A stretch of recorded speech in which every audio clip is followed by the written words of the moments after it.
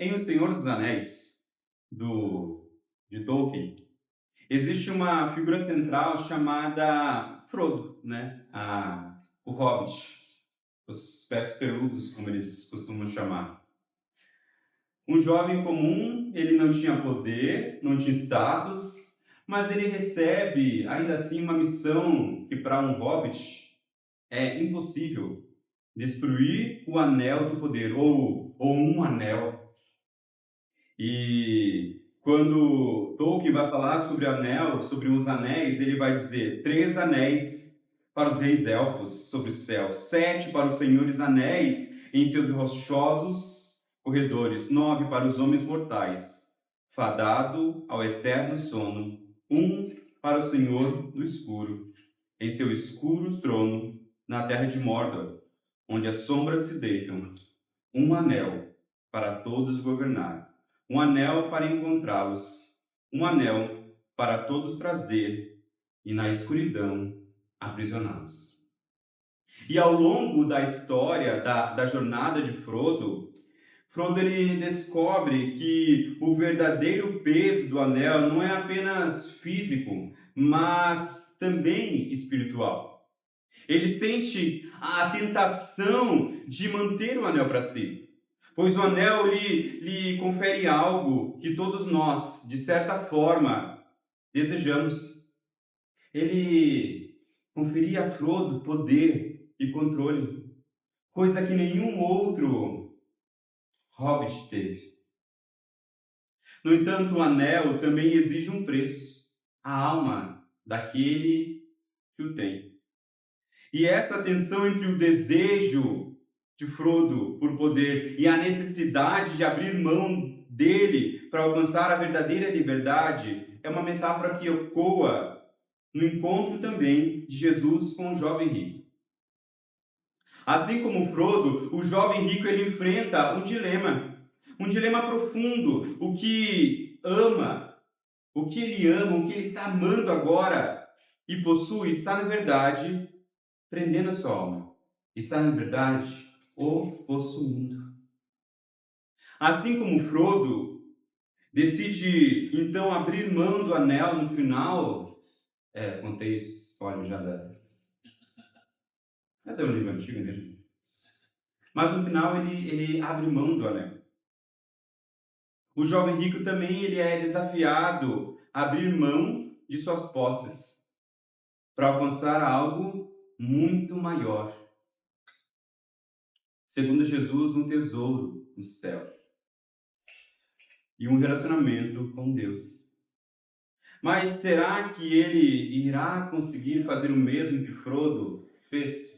Mas quantas vezes nos encontramos na mesma posição daquele jovem rico? Nós buscamos respostas para as nossas inquietações espirituais, mas queremos soluções rápidas, passos a seguir, lições, listas de verificações que nos façam nos sentir seguros.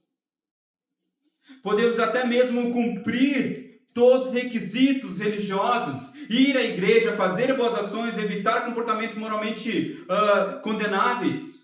Mas tudo isso vai fazer com que a gente continue sentindo que falta alguma coisa. Mas Jesus nos chama para a compreensão mais profunda da salvação. Não se trata de fazer para herdar, mas de reconhecer a nossa total dependência de Deus. É uma questão de relacionamento, não de realização. Precisamos refletir, meus irmãos. Estamos buscando Deus como um meio para um fim? Um meio para a salvação? Ou nós desejamos conhecer e segui-lo por quem ele realmente é? Marcos 19 a 20 nos fala assim, continua no texto. Você conhece os mandamentos, Jesus diz. Não matarás, não adulterarás, não furtarás, não dirás falso testemunho, não enganarás, e honre e teu pai e tua mãe. E ele declarou, mestre, tudo isso eu tenho obedecido desde a minha juventude. Jesus aqui, ele faz o óbvio. O que devo fazer para herdar a vida eterna? Ele vai começar mostrando ao homem, esse jovem, algumas coisas. Ele aponta para os mandamentos, para aquilo que já está estabelecido na lei judaica. Ele cita os mandamentos que tratam diretamente das relações humanas deles.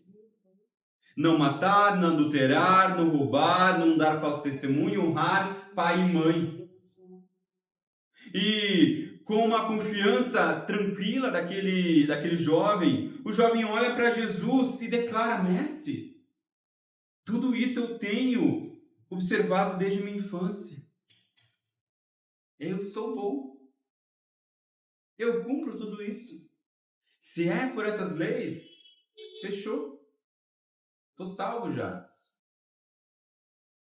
E há sinceridade em sua voz. Ele realmente acredita que cumpriu os mandamentos. Ele é, aos olhos da sociedade, um exemplo de moralidade. Um exemplo de devoção ali. Podemos imaginar que ele estava ansioso para ouvir até mesmo Jesus. De Jesus uma confirmação de sua retidão. Uma aprovação de sua conduta. Vemos aqui um padrão de vida moral e elevado daquele jovem. Este jovem ele era religioso, ele era um jovem respeitador da lei e provavelmente alguém admirado por sua comunidade. Mas aqui está o detalhe. Ele cumpre os mandamentos, mas ainda lhe falta algo. Ele ainda sente que falta algo, apesar de cumprir esses mandamentos. Porque ele se aproxima de Jesus, porque ele se aproximaria de Jesus com tal urgência se ele estivesse satisfeito com a sua observação da lei. No fundo, meus irmãos, ele sabia que cumprir essas regras não era o suficiente para satisfazer a sua sede espiritual. Ainda estava faltando algo, ainda tinha um vazio em seu coração que nada disso podia preencher. O jovem ele acredita ter cumprido a lei perfeitamente. Ele é moralmente íntegro aos olhos, aos seus próprios olhos. E também aos olhos dos homens que estão à sua volta. No entanto, há uma cegueira espiritual em sua compreensão acerca de si mesmo. Ele não percebe que a observância externa da lei não é suficiente para alcançar a justiça diante de Deus. Nada que ele fizesse poderia alcançar a justiça que era necessário para a salvação. A questão aqui não é apenas cumprir regras, mas reconhecer a santidade de Deus e a nossa incapacidade de sermos perfeitos diante dele. Mas, infelizmente, essa cegueira espiritual ela é muito comum. Ela é muito comum. Muitas vezes achamos que a nossa boa conduta, a nossa obediência às regras morais é suficiente para garantir a nossa segurança espiritual. Eu não faço isso, eu não bebo, eu não fumo, eu não roubo, eu não mato, eu não traio, eu não minto. Eu devo ser bom. Devo ser uma pessoa boa. Isso deve garantir a mim a salvação. Ou eu vou à igreja aos domingos, eu participo dos grupos pequenos, eu vou ao encontro de homens. Eu sou a pessoa que oferto. Não retenho para mim, eu oferto, eu ajudo as pessoas, eu faço boas obras. Eu devo ser bom. Por causa disso, Deus vai me aceitar por aquilo que eu faço, ou aquilo que eu deixo de fazer. Mas Jesus nos chama a ir além da simples obediência. Ele nos chama a examinar o verdadeiro estado dos nossos corações. Assim como o jovem rico, nós podemos seguir as normas, ser moralmente exemplares e ainda assim sentir que falta algo. Ele estava preso à sua própria autojustiça, meus irmãos, assim como muitos de nós estamos. Hoje há muitas pessoas que se consideram cristãs, elas não têm a plena consciência de sua própria pecaminosidade diante de Deus. Não sabem o quanto são pecadores diante da palavra de Deus, diante de um Deus que é santo e justo. Elas se confortam pensando que nunca cometeram grandes pecados. Não matam, não roubam, não adulteram, não mentiram. E por isso elas acreditam que estão em segurança espiritual.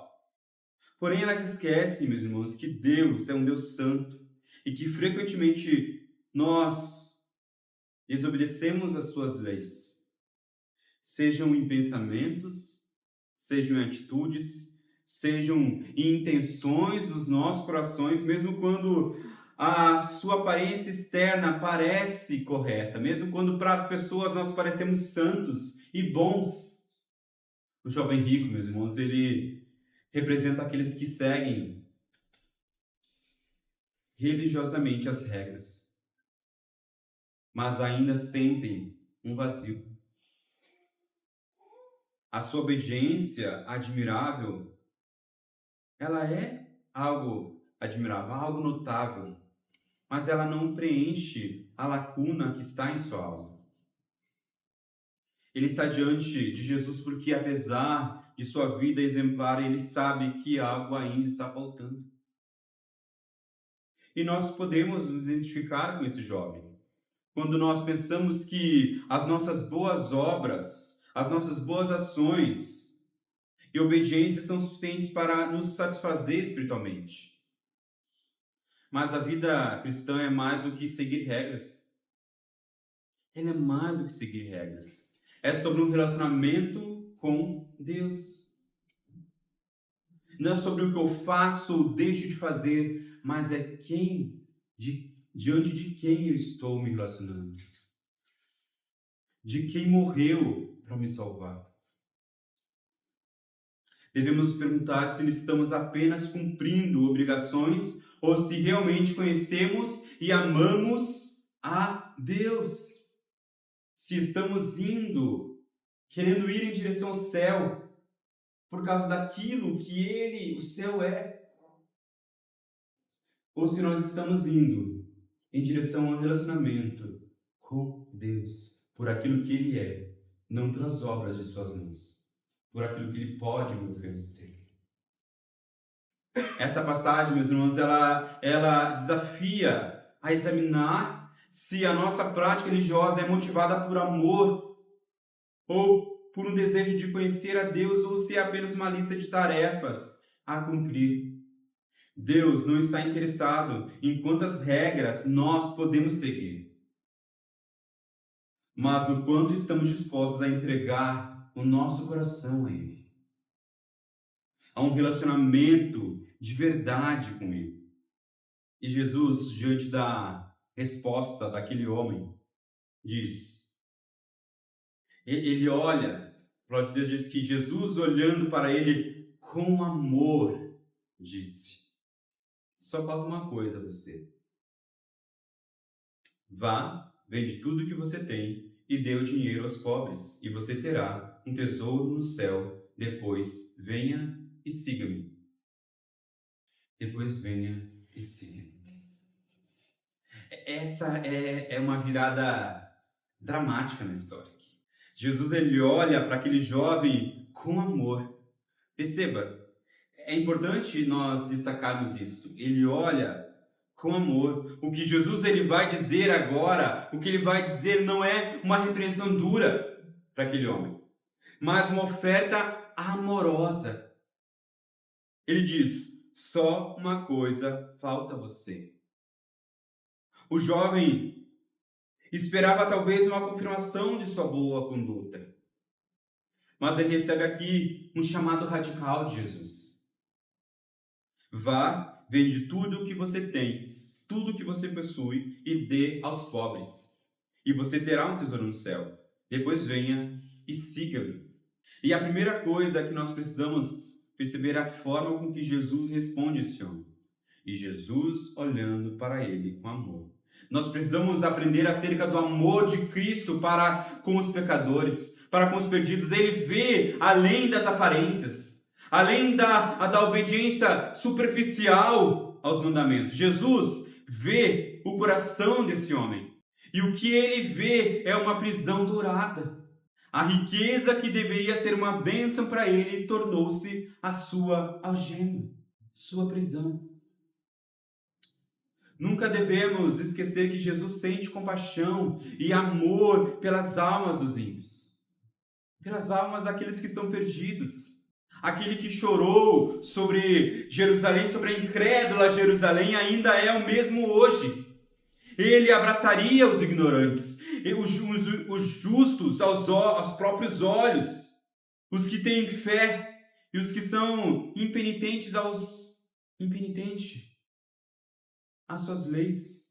Se ao menos esses homens quisessem ser acolhidos por Jesus, ele os acolheria debaixo de suas asas, como o texto nos fala, como uma galinha está cuidando de seus pintinhos. Nós podemos dizer ousadamente a todos aqueles que nós podemos considerar como os piores dos piores pecadores, que Jesus também os ama. Jesus também os ama. A salvação está à disposição dos piores dos homens, se tão somente eles vierem até Cristo. Se os homens estão perdidos, isso não acontece porque Jesus não os ame, mas porque não estejam, e não porque ele não esteja disposto a salvá-los, mas porque, em suas próprias palavras, lá em João 3:19, ele fala: os homens amaram mais as trevas do que a luz, porque as suas obras eram más. Os homens muitas vezes não são salvos porque eles amam as trevas mais do que amam a luz. João 5:40 ele vai dizer: contudo, não quereis vir a mim para terdes vida. Não querem ir a Jesus para terem vida, mas Jesus ainda os ama, ainda quer os acolher, ainda quer cuidar desses homens e mulheres. Mas Jesus olha para aquele jovem com amor. Mas isso não quer dizer que Jesus não o repreendeu. Pelo contrário, Jesus o amou tanto que ele não deixou que esse homem continuasse enganado sobre quem ele realmente era e onde ele estava. Ele vê além das aparências, além da obediência superficial aos mandamentos. Jesus vê o coração daquele homem que estava preso em suas riquezas. A riqueza que deveria ser uma bênção tornou-se ali a sua prisão. Então Jesus faz o que o jovem não esperava, ele coloca o dedo na ferida daquele jovem. Ele pede ao jovem que faça algo impensável para ele, que ele renuncie à sua segurança material e confie totalmente em Jesus. Que ele renuncie o seu ídolo e confie no Deus verdadeiro. Jesus, ele identifica aqui, meus irmãos, o obstáculo que impede o jovem de experimentar a plenitude que ele procura, o seu apego às riquezas. E aqui Jesus não está estabelecendo uma nova lei universal de pobreza para os seus seguidores. Não, ele não está dizendo isso. Em vez disso, ele identifica o ponto específico da resistência do coração daquele jovem. A sua riqueza não era mais apenas um recurso. Ela era ali um ídolo do seu coração, o seu verdadeiro Senhor. E ao pedir que ele vendesse tudo e seguisse Jesus, Cristo está ali oferecendo para esse jovem uma troca: os tesouros temporais desse mundo por o tesouro eterno nos céus. Mas para isso ele precisa libertar o seu aperto das riquezas que ele possui. O chamado de Jesus, ele é duplo. Desprende-se do seu ídolo e siga-me. E siga-me. Isso significa confiar plenamente em Deus para a sua segurança, identidade e também propósito. E essa passagem, meus irmãos, ela nos leva a refletir sobre os ídolos em nossas próprias vidas. Precisamos identificar e confrontar os ídolos de nossas vidas. Isso requer uma honestidade de nossa parte e também coragem. Pergunte a si mesmo hoje: o que se Jesus me pedisse para abrir mão, eu acharia impossível. O que se Jesus pedisse para você abrir mão hoje, você acharia impossível?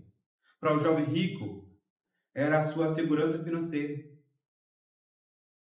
Mas para nós, pode ser qualquer outra coisa que nos dê uma falsa sensação de controle e identidade.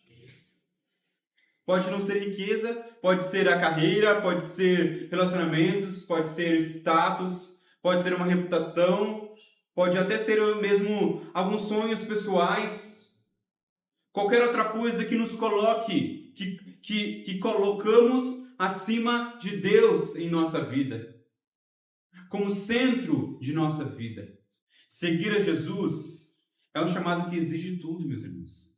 Seguir a Jesus é um chamado que exige tudo. Nós não podemos servir a dois senhores. Se realmente desejamos a vida eterna e um relacionamento profundo com Deus, nós devemos estar dispostos a entregar tudo a Ele. Daí nós chegamos ao último versículo.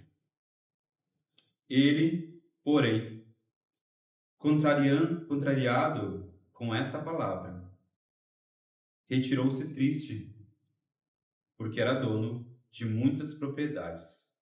Vá, venda tudo o que você possui e dê dinheiro aos pobres, e você terá um tesouro no céu. Depois venha e siga-me. Essa foi a declaração que foi como um golpe direto no coração daquele jovem. A sua riqueza, que antes era uma fonte de segurança, uma fonte de identidade para ele, agora é apresentada como obstáculo ao verdadeiro discipulado. Aquilo que ele tanto almejava, a vida eterna. Este é o clímax dessa passagem. A resposta do jovem, ela é devastadora. Ele se retira triste.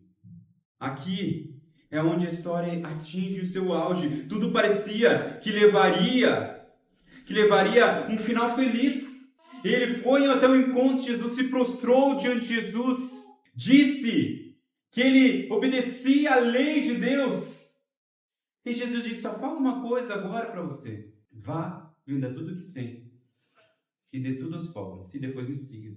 Aquilo que parecia um final feliz, queria ter um final feliz, a riqueza que ele tanto prezava tornou-se para ele um obstáculo, meus irmãos. O jovem que inicialmente estava cheio de esperança, agora se vê em frente a frente a verdade que ele não queria admitir. Ele queria a vida eterna, mas ele não estava disposto a abrir mão do que era mais importante para ele, a sua riqueza. Ele sai triste dali, pois ele se apegou às suas posses, mais do que o desejo de seguir a Jesus. Tem uma frase que eu acho que é muito oportuna para nós hoje. Se você não conseguir abrir mão de algo que você tem, na verdade, não é você que tem essa coisa, mas essa coisa que tem você. Vou repetir. Se você não conseguir abrir mão de algo que você tem, na verdade, não é você que tem essa coisa, mas essa coisa que tem você. Essa frase traz uma reflexão profunda, meus irmãos, sobre o apego e o controle de certos bens ou desejos podem exercer em nós. Quando nos tornamos incapazes de abrir mão de algo, seja material, emocional, até mesmo relacionado a ambições, o status, isso revela que o valor ou a influência desse algo é muito maior do que nós imaginamos. Nós não estamos no controle, nós somos controlados. E se esse algo assume um papel de Senhor em nossa vida, ele molda as nossas ações, nossos pensamentos, as nossas prioridades. E a partir daí a nossa liberdade de escolha, ela é ofuscada pelo medo de perder, pela sensação de dependência ou pela falsa segurança que acreditamos que esse objeto ou esse objetivo tem e nos oferece. Assim, o poder que nós imaginamos ter sobre as nossas posses se inverte, revelando que muitas vezes elas que nos possuem. Um escritor ateu, David Foster Wallace, Tim Keller vai falar sobre essa história. Eu acho muito interessante. No livro que eu indiquei hoje, Deuses Falsos. Este escritor, ele faz um discurso na formatura de 2005. Ele diz algo impactante sobre a adoração, mesmo de uma perspectiva secular. Olha e preste atenção no que ele fala. Porque aqui está algo estranho, mas verdadeiro. Em dia a dia, na trincheira da vida, não existe isso de não adorar. Todos adoram. Todos adoram. A única escolha que temos é sobre o que adorar. E é uma razão convincente para talvez escolhermos algum tipo de Deus ou coisa espiritual para adorar. É que praticamente qualquer outra coisa que você adore vai te comer vivo. Se você adora o dinheiro e as coisas, se elas são onde você encontra o verdadeiro sentido da vida, então você nunca terá o suficiente. Nunca sentirá que tem o suficiente. É a verdade. Adore o seu corpo e beleza e a atratividade sexual e você sempre se sentirá feio. E quando o tempo e a idade começar a aparecer, você morrerá 1 milhão de mortes antes de finalmente ser enterrado. Adore o poder e você acabará sentindo fraco e com medo. E precisará cada vez mais de poder sobre os outros para acalmar o seu medo. Adore o seu intelecto, sendo visto como inteligente, e você acabará se sentindo estúpido, uma fraude, sempre à beira de ser descoberto. E assim por diante. Todos nós, meus irmãos, temos algo que ocupa o centro de nossas vidas. Dinheiro, sucesso, amor, poder, conhecimento ou algo mais. E essas coisas, elas acabam se tornando os nossos ídolos se nós não tivermos Deus como nosso Senhor. Mesmo o escritor ateu reconhece que a natureza humana é inclinada para adorar algo. E qualquer coisa, além de Deus, exigirá um alto preço. A idolatria é um problema universal, meus irmãos. Um problema universal, mesmo para aqueles que não são religiosos. Todos adoram. E a única adoração que nos liberta, em vez de nos consumir, é a adoração ao Deus verdadeiro. O que Jesus oferece ao jovem não é simplesmente a pobreza ou caridade. Ele oferece a liberdade para aquele jovem. A riqueza do jovem não era apenas um meio de sustento. Era o seu mestre, o seu ídolo, o seu Senhor, aquilo que o controlava. Jesus está desafiando aquele jovem a abrir mão do seu anel de poder, a sua segurança terrena, para encontrar algo muito maior, um tesouro no céu e um relacionamento pessoal com o próprio Jesus. Essa é a verdadeira luta interna daquele jovem. Ele queria a vida eterna, mas não conseguia se desapegar de suas posses. Não queria largar o seu anel de poder.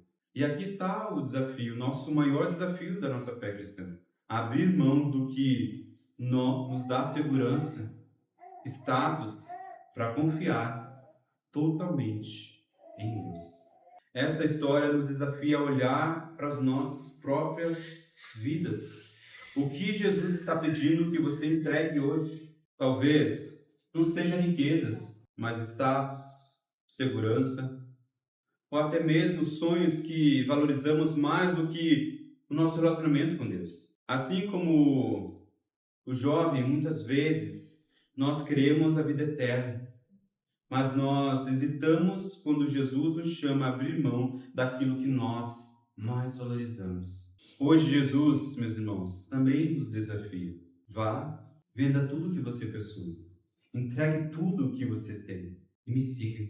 Jesus não nos chama para vender tudo que temos, mas para abrir mão de qualquer coisa que esteja ocupando o lugar que pertence somente a Ele em nossos corações. A questão é, nós estamos dispostos a deixar para trás o que nos impede de seguir a Cristo plenamente? Essa é a questão que nós precisamos refletir hoje. Nós hoje estamos dispostos a deixar para trás aquilo que nos impede de seguir a Cristo? A história do jovem rico é um convite à transformação radical. Ela nos desafia a olhar para as nossas vidas e a nos perguntar o que estamos segurando tão forte que nos impede de seguir a Cristo plenamente.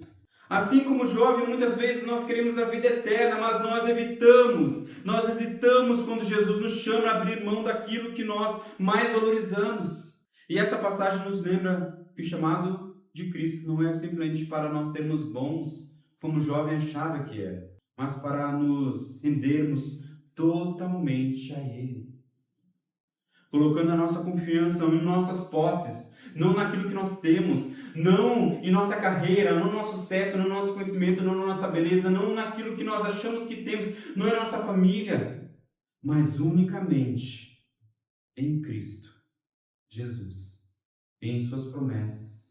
Que nós hoje possamos ter um caminho diferente desse jovem. Que nós não saiamos daqui tristes, abatidos, porque aquilo que nós temos é muito para a gente, muito mais importante do que seguir a Cristo. Mas que, assim como Frodo no começo da história que eu contei, possamos abrir mão do nosso anel de poder para encontrar realmente um relacionamento profundo com Deus e aquilo que o jovem tanto almejava, a vida eterna. Vamos orar. Deus, nós te agradecemos, Pai, pela tua santa palavra, Deus. Nós te agradecemos porque tu és um Deus verdadeiro, um Deus que é justo, um Deus que é vivo, um Deus que nos ama, Pai. Mesmo quando nós estamos na sala dos nossos pecados. Nos ajude, Senhor, a cada dia, Pai, a deixar de lado, Deus, os nossos ídolos, aquilo que ocupa o teu lugar em nosso coração, Pai, porque nós sabemos que nada que ocupe o seu lugar em nosso coração irá nos satisfazer, assim como aquele jovem. Mas ele não percebeu que as suas riquezas não trariam segurança, não trariam paz, como ele não tinha no começo do encontro com Cristo. E, infelizmente, ele continuou não tendo, Pai. Nos ajude a termos um final diferente, Pai. Nos ajude, Senhor, a deixar de lado aquilo que nos impede de te adorar verdadeiramente, Pai. Aquilo que nos impede, Deus, de te seguir verdadeiramente, Pai. Que possamos deixar de lado os ídolos do nosso coração, Pai. E adorar o único Deus verdadeiro. E ter um relacionamento verdadeiramente contigo, Pai. Nos ajude, Senhor, em cada dia. Que possamos sair daqui, Deus, transformados por chamado de Cristo Jesus para cada um de nós. Amém.